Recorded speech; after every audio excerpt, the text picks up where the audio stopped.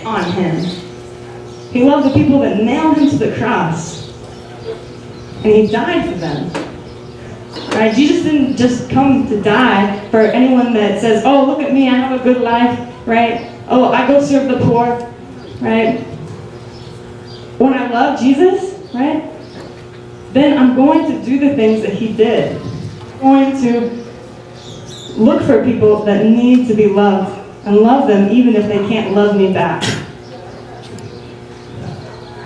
Let's look at Luke 6:32-36.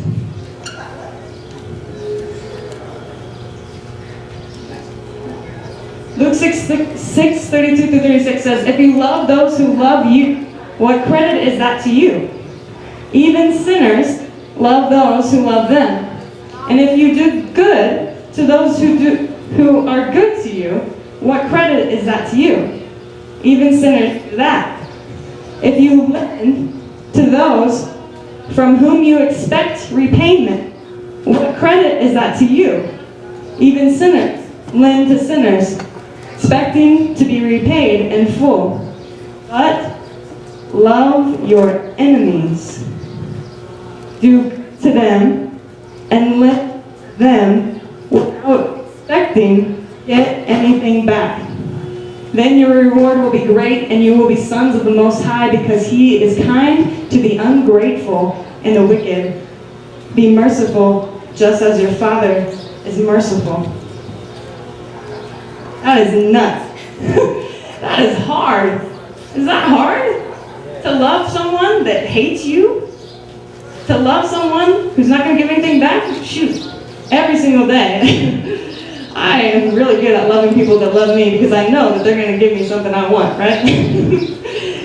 I have teacher friends that are in primary, and I send them little notes sometimes in their cubbies, and I know that sometimes they're going to give me a note back, or that one of them will give me Smarties or some candy or something like that in my mailbox the next day because I showed them love.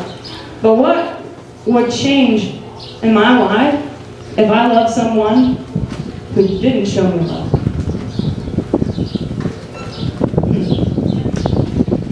So, I bet you're thinking, okay, Ms. Parks, you want us to love people that hate us. You want us to love people that aren't going to do anything back for me?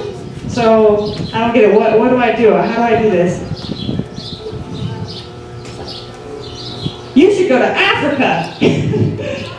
Yeah? Don't you want to go to Africa? I think so. Shouldn't we all just get on a plane right now and go to Africa? Maybe? Africa's cool. They have a lot of poor people, right? I think that's the answer. What do you think? No? Okay, so, no, that's not the answer. Wrong. Open your eyes. Okay, so I went to Africa. I spent some time there. I did serve some poor people. But just because you follow Jesus doesn't mean you have to do something extravagant. Just because you follow Jesus doesn't mean you have to go to a country where there's more poor people.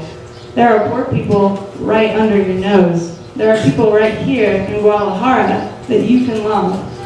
There are people within our school that don't have the blessing or don't know the amazingness of His grace in their lives. And you can share it with them.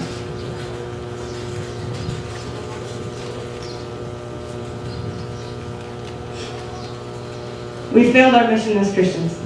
We fail all the time. And God amazingly covers us with His grace. We're not meant to be like every single other group, right? We're not meant to just have a list of 15 people that love us back and only spend our time with those people. We're meant to spread His love to the world, but not be like the world. We're to be bold. We are to love even when it hurts us to love. We are to show Christ's acceptance of love, and our lives should look like His. So, what is this hungry thing? What does being hungry have to do with anything? I mean, I'm kind of hungry. You guys hungry? Yeah? No? There's a different hunger than just the physical hunger, and that's the hunger for God. That's the hunger for something bigger than yourself, right? I love spending time with my fiance Josh. I love spending time with my Lincoln school teachers. But if all I had was that love, my life would look pretty boring. Because there's a greater love, right? And that's the love of Christ, that's the love of Jesus, right? And so you may have not heard of my name where this talk started, right? And that's okay. That's all right with me, because I want to be so lost in Jesus that He is all you see when you look at me. I want to be hungry for only Him. And I want what He wants.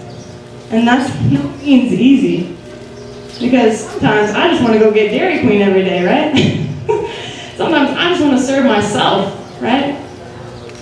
But seriously, I've been given so much, and none of it will last except for Christ. Nothing that I have in this world, my relationships, my family, my friends, those things aren't going to last. What's going to last is my relationship with God. And so, I challenge you, with the brown paper bag that you have, I wasn't going to give you food, and I'm sorry, but this is your challenge, right? I want you to think, and on the back of the index card, I want you to write, what is your favorite snack? Mine is cacahuates. Right, what is your favorite snack? I want you to write that down on the index card. Your favorite snack, the snack that you always go to, right? Panditas, cacahuates, what is it, you know? Write that down. Then put your index card inside your bag. And with this bag, my challenge to you is to give this bag to someone in need of God's love. Or they don't have to be someone that's sitting on the street. Sure, that could be someone that you give it to. But maybe it's someone who you don't really like. Maybe it's someone who doesn't treat you very nice.